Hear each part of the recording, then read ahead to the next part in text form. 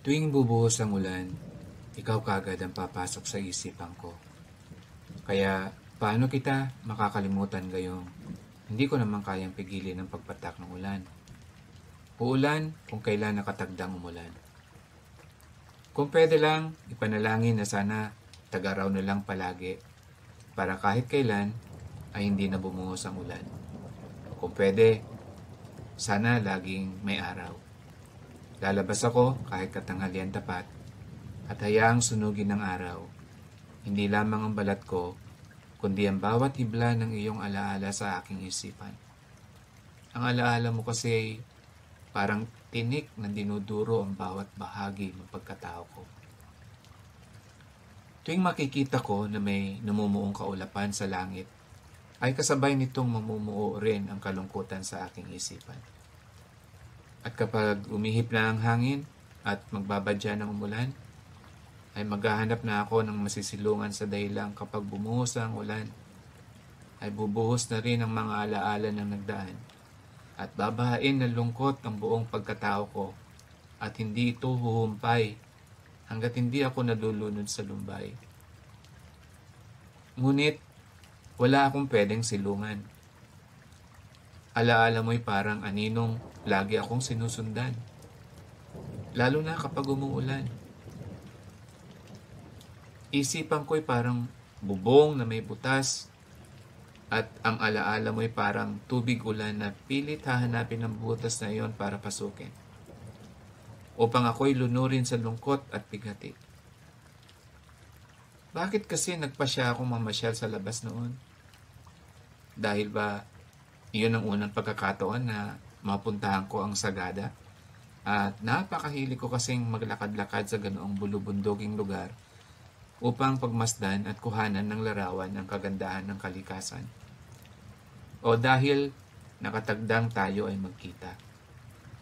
Nakasulat ba sa mga aklat ng mangyayari na magkukuros ang ating landas? Nakaguhit ba iyon sa ating mga palad? Pero hindi ako naniniwala sa tadhana eh. Walang gulong ang kapalaran. Sa pagkakaalam ko, ang kakahinat na ng tao ay resulta ng lahat ng desisyong gagawin niya. Katulad na lang nang sabihan ako ng kasintahan kong si Elena na magdala ng payong dahil nagbabadyang umulan. Nagpasya akong baliwalain ang sinabi niyang yun. Total kako, may suot naman akong hoodie. Mahirap din kasing may bitbit na akong camera at iba pang mga gadgets may bitbit pa akong payong. Dagdag pa niya, ipagpabukas ko na lang sana ang paggagala dahil kararating lang namin halos ang bahay nila noon at gusto sana niya akong samahan sa pamamasyal. Hindi ko rin siya pinagbigyan. Gustong gusto ko nang maikot ang lugar nilang iyon. Kating-kati na ako na makakuha ng mga pictures at videos para sa sinimulan kong travel vlog sa YouTube. Pagkatapos mananghalian, binitbit ko ang aking backpack at lumakad na ako at nasa kwarto noon si Elena, umidlip.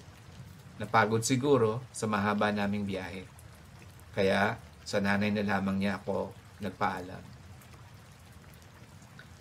Pinagtitinginan ako ng mga tao habang ako'y naglalakad. Bagong salta kasi ako sa lugar na iyon. Ilan lamang sa kanila ang nakita akong kasama si Elena pagbaba namin ng jeep sa tapat ng Escanita malapit sa bahay nila. Ilan lamang sa kanila ang katulad ko may suot na mask. Mukhang hindi takot ang mga tao doon sa COVID. Tinatanguan ko lang sila at nginingitian. Nang marating ko na ang dulo ng sityong iyon ay nagsimula na ako makakita ng taniman ng mga gulay, palay at sari-saring punong kahoy. Hindi ako na-disappoint. Napakadami kong nakuhang magagandang pictures at videos. Naubos ko rin ang 3 beer in can na baong ko. Solve na solve ako. Beer lang iyon, pero tinamaan ako ng kaunti. Ganoon ako kapag hawak ko ang aking camera at kumukuha ng mga shots. Sinasabayan ko ng inom ng beer at sound trip gamit ang cellphone ko. Sinisingalong ko ang lahat ng kanta ng Air Supply at ni Ed Sheeran. Ilalive ko nga sana sa Facebook ang mga videos na kinuha ko pero napakahina ng signal. At naganap ang hula ni Elena. Bumuhos nga ang ulan. Mabuti na lang at tiyempong may nadaanan akong masisilungan. Isang maliit na kubo na yari sa pawid at kawayan. Bukas ang bintana nitong tinukuran ng isang patpat. Walang tao. Dali-dali akong pumasok. Pero sana wala na lang ang kubong iyon doon.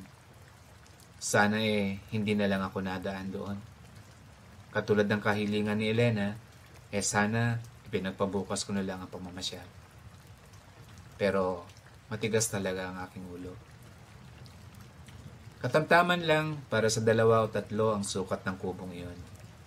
Tanaw sa harapan nito ang isang hagdang taniman ng palay na iniukit sa gilid ng maliit na bundok na iyon. Iyon pala ang nabanggit sa akin noon ni Elena na mini rice terraces na malapit sa kanila. Pero hindi pa iyon ang talagang rice terraces na dinadayo ng mga turista doon. Pero sa wakas, nakakita na rin ako ng ganoong uri ng taniman ng palay. Sa likurang bahagi naman ng kubo ay parang gubat. Maraming iba't ibang punong kahoy. Ang kubong iyon ay marahil pahingahan ng may-ari ng taniman ng palay. May isang maliit na kama na halos pang isang tao lang at isang lamesita. Parehong yari sa kawayan. Bukod doon, wala nang ibang gamit sa loob. Pinatong ko sa lamesita ang aking camera. Hinubad ko't ipinatong rin doon ang nabasa akong hoodie. Mabilis akong nakasilong bago bumuhos ang ulan kaya bahagyang nabasa lang ang aking hoodie. Hinubad ko ito't isinampay sa pasimano ng bintana. Bahagya din lang na nabasa ang sapatos ko't pantalon. Medyo dumilim. Mabuti na lang at nasa backpack ko ang mini rechargeable light na ginamit ko nang mag-camping kami sa isang beach noong 1 linggo. Nagliwanag sa kubo ng buhayin ko ito. Nang lumakas ang hihip ng hangin, tinanggal ko ang tukod ng bintana upang ito ay magsara. At nang akmang isasara ko rin ang pinto ay bigla kang pumasok. Siyempre, nagulat ako. Hindi ko inaasahang bukod sa akin ay may iba pang sisilong sa maliit na kubong yun. Walang kaabog-abog ay dumating ka sa buhay. At bakit kasi nagpasya ka ring lumabas ng bahay sa hapong iyon at katulad ko ay hindi ka rin nagdala ng payong? Sana na malagi ka na lang sa bahay ninyo. Kung may bitbit kang payong, noon ay baka hindi ka sumilong sa kubo at sana ay hindi tayo nagkita. Kung sana ay nakinig ako sa payo ni Elena na magdala ng payong. Simpleng desisyon, di ba? Pareho tayong hindi nagdala ng payong kaya nagkita tayo sa kubong iyon. Kaya nagkurus ang ating mga landas. Makikisilong lang po, pasensya na, wika mo. Hindi sa akin ang kubong ito, nakikisilong din lang ako, ang aking sagot. Basang-basa ka at nanginginig. Tumingin ka sa akin, ngumiti kang pilit. Napasandal ka sa dingding ng kubo. Hindi ko maiwasang matingin sa basa mong t-shirt na humapit sa magandang hubog ng iyong dibdib. Baka napansin mong pinagmasdan ko ang dibdib mo kaya kunwari nangati ang isang mata ko. Kinusot ko yon sa bayo ko. Maya-maya, ibinaling ko sa mukha mo ang aking paningin. Maganda ka. Pero bakas sa mukha mo ang kalungkutan. Hindi na ikubli ng iyong kagandahan ng lungkot mong nararamdaman. Hindi ito kinayang burahin ng tubig ulan. Tingin ko nga parang aburido ka pa Parang ang nakainom ka pa tulad ko. Namumula ng konti ang iyong pisngi. Medyo mugto ang iyong mata. Naupo ka sa kama. Kalaunay lumakas ang iyong panginginig. Malamig sa lugar na iyon at nabasa ka pa ng ulan. Hinubad ko ang aking suot na damit. inialok ko ito sa'yo. Malamig nga, pero mas kailangan mo yon at kaya ko namang tiisin ang lamig na yon. Kinuha mo ito at ikaw ay nagpasalamat. Nagatubili kang hubarin ang suot mong damit, ngunit naiintindihan mo na hindi naman ako pwedeng lumabas dahil malakas ang ulan. Bahagya na lang akong tumalikod upang magawa mo ang iyong nais gawin. Nang matansya kong tapos ka na, ay saka ulit ako humarap at sa iyo ay tumingin. Napansin kong pinagmasdan mo ang aking mukha at hubad na katawan. Kalaunay parang hiyang-hiya kang ibinaling sa kamera kong nakapatong sa lamesita ang iyong paningin. Iyon naman ang pagkakataon ko upang mas matagal kong pagmasdan ang iyong anyo. Kasing tangkad mo halos si Elena, at katulad niya, maganda ka nga. Pero si Elena ay maputi at ikaw naman ay morena. Mas mahaba ang buhok mo sa kanya at mas maganda ang iyong pangangatawan. Napansin kong hinubad mo pala ang suot mong skirt at underwear. Medyo tuloy ako naasiwa. Mabuti na lang at mahaba ang t-shirt na ipinahiram ko sa iyo. Patuloy ang buhos ng ulan. Wala tayong imikan noong una. Para tayong nagkakahiyaan. Minsan nagtitinginan at matipid na nagingitian. Mukhang magtatagal ang ulang ito wika ko. Oo nga ako nga pala si Camille. Ako naman si Jeff. Mukhang nakainom ka. Konti lang ang sagot mo. Bakit ka naman uminom? Ang tanong ko. Ang sagot mo, bakit mo tinatanong? Sabay irap. Parang nairita ka kaya napayuko ako at tumahimik na lamang. Maya-maya ay napansin kong nanginginig ka pa rin. Parang ang mas lumalakas pa ang panginginig mo. Kung tama ang hula ko, nagsimula ka ng magka-hypothermia. Ganoon ang ilang eksenang napapanood ko sa mga pelikula.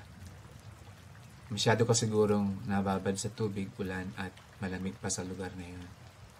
Patuloy ang panginginig mo. Sumiksik ka sa dulo ng kama. Parang nagdidiliryo at namimilipit ka na halos. Wala nang ibang paraan. Naglakas loob ako na yakapin ka. Hindi ka tumanggi. Hinayaan mo ako dahil batid mong kailangan kong gawin yun. Yumakap ka sa akin ng mahigpit. Pahigpit ng pahigpit. Aminin kong may kakaiba ako naramdaman ng magdikit ang ating mga katawan.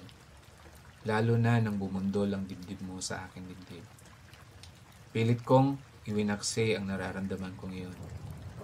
Marahan kitang inihiga ng patagilid at hinagod ko ng hinagod ang iyong likuran upang maramdaman mo ang init. Idinantay ko ang aking hita sa hita mo at idinikit mo naman ang iyong mukha sa aking dibdib. Ilang saglit pa ay nabawasan ang iyong panginginig. Patuloy lang ako sa paghagod ng likod mo at unti-unti kong naramdaman na ang katawan mo ay umiinit. Mula sa dibdib ko'y itinaas mo ang iyong mukha at idinikit sa aking pisngi at dahil doon ay hindi sinasadyang panandali ang naglapat ang ating mga labi. Nagulat ka, ganyan din ako. Iminulat mo ang iyong mga mata. Naku, sorry, ang sabi ko. Akma na sana akong kakalas mula sa pagkakayakap sa iyo, subalit ako'y pinigilan mo. Bakit mo ako pinigilan? Sana'y hinayaan mong kumalas ako sa pagkakayakap sa iyo. Nagtinginan tayo. Parang lumamlam ang iyong mga mata. Parang may bato balani sa bibig mo na hinihila ang aking mga labi. Hindi na ako nakaiwas. O baka ayaw ko talagang umiwas. Nagdesisyon akong halikan ka. Desisyon na kung mababalikan ko'y hindi rin ako nakakatiyak kung hindi ko gagawin. Bakit nga kasi na nang kakalas ako mula sa pagkakayakap sa iyo, pinigilan mo ako? Bakit kasi nang halikan kita sa labi pumayag ka at gumanti ka pa? Hinalikan mo rin ako. Bakit hindi naapula ng bumubuhos na ulan ang nagliyab nating mga damdamin? Bakit dinilig ng ulan ang punla ng kapusukang biglang tumubo sa loob ng kubong iyon? Sana'y bato na lamang tayo at walang pakiramdam. Sana'y isa akong santo. Pero hindi eh. Tao lang ako. Hindi banal. Marupok. Umupa na ang ulan. Tumahimik na ang bulkang sumabog sa loob ng kubo. Nakatulog ka.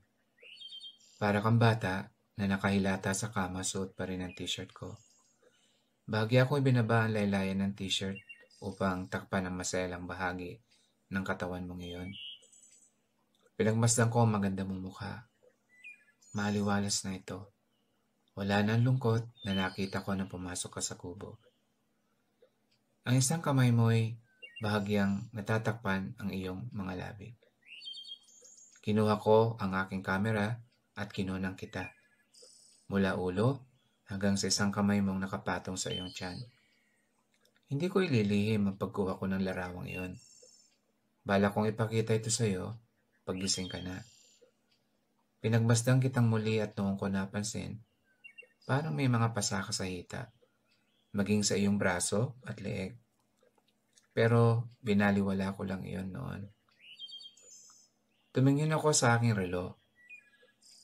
Halos alas 4 na pala. Binuksan ko ang bintana. Sumikat pala ang araw at sa labas ay nakita ko ang isang bahagari. Parang napakalapit lamang sa mini rice terraces na iyon ang isang dulo ng bahagari. Napakahirap palampasin ang pagkakataong iyon.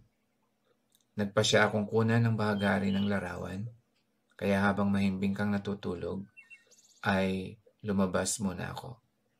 Hindi ko alam kung posibleng gawin yung balak kong kunan ng larawan ng bahagari. Kahit medyo basa ay isinuot ko ang aking hoodie. Hinagkan kita sa pisngi bago ako lumabas. Medyo nalayo ako sa kubo sa paghahanap ng magandang anggulo para sa larawan ng bahagari. Ngunit kung kailan nakapwesto ako ng maganda, saka biglang nawala ito. Medyo matagal rin bago ako nakalabalik sa kubo. Nang ako'y pumasok ay wala ka na roon. Lumabas ako, tinanap kita. Tinawag ko ang pangalan mo. Walang sumasagot.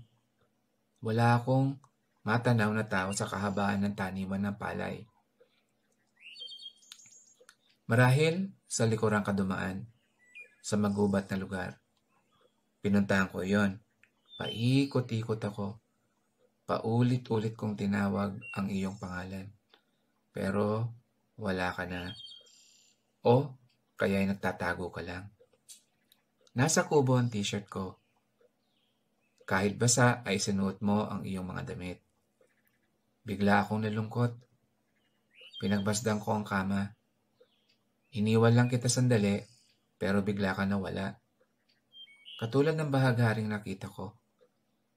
Bago ko nahanap ang magandang anggulo para ito kuhanan ng larawan ay bigla na lamang itong naglaho.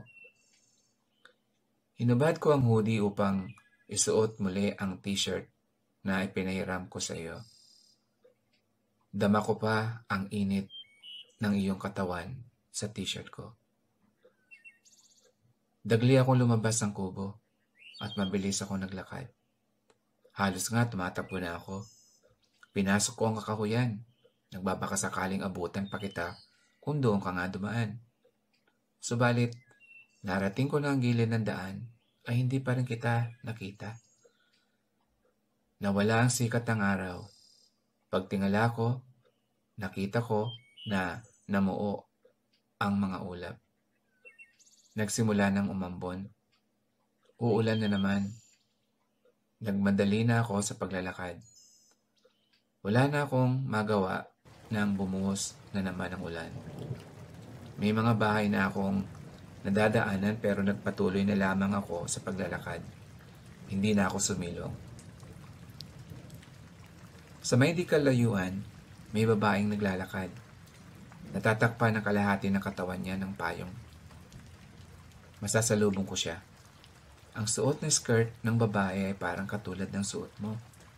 Inisip ko, ikaw iyon. Hindi ka nakatiis, kumuha ka ng payong, tapos ay babalikan mo ako sa kubo. Sa pag-aakalang ikaw yun, ay sinigaw ko ang iyong pangalan, buong lakas.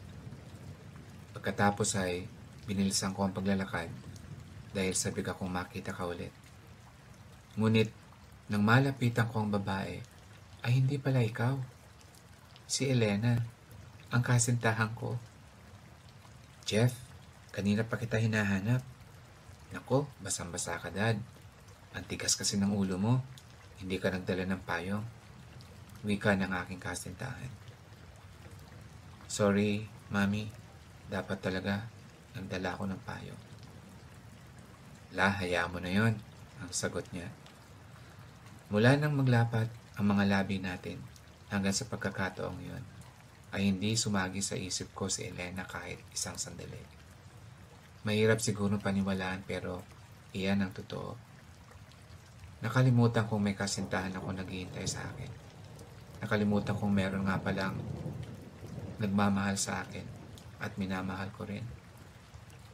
Nakalimutan kong kaya ako umakyat ng sagada ay upang formal na hingi ng pahintulot ng kanyang ina at kuya sa aming pagpapakasal sa susunod na taon. Parang may tinatawag kang pangalan kanina, Dad. Mil ba yon? Hamil? Ha? Ay, naku Elena, Mami, kako. Ganun ba? Ang sagot mo. Malakas ang buhos ng ulan, kaya siguro namali ako ng dinig. Doon nagsimula ang serye ng maraming pagsisinungaling na ginawa ko kay Elena dahil sa iyo. Bilisan natin, maligo ka agad pagdating sa bahay. Sana naman huwag kang simutin, Dad. Darating nga pala si Kuya Daniel at ang asawa niya. Sayang talaga at yung ate ko sa Italy ay hindi pa makakauwi. Pesteng COVID kasi yan. Nakaakbay ako kay Elena pero ikaw ang laman ng isip ko. Habang papalapit na kami sa bahay nila, ay palinga-linga pa rin ako. Nagbabaka sakaling matanawan man lang kita. Pero kahit tanino mo man lang, wala. Kako, hindi na siguro kitang makikitang muli. Kaligayahang pinagsaluhan natin ay parang iyong kagandahan ng bagaring nakita ko. Kay bilis naglaho. Pero kung iyong bagari hindi ko nakunan ng larawan bago nawala, ikaw at least ay may larawan sa akin. Mabuti na lang at nakunan kita bago ka naglaho. Ginulo mo ang isip ko. Ang simpleng buhay ko bago tayo nagkita sa grupo ay bigla yatang naging komplikado. Pero naisip ko na siguro kalaunan ay makakalimutan din kita. Bakit ko naman sasayangin ang matagal ng pinagsamahan namin ni Elena dahil lang sa'yo? Halos 6 na buwan ko na siyang kasintahan pero mahigit 2 taon na kaming magkakilala at magkaibigan dahil nagkasama kami sa trabaho.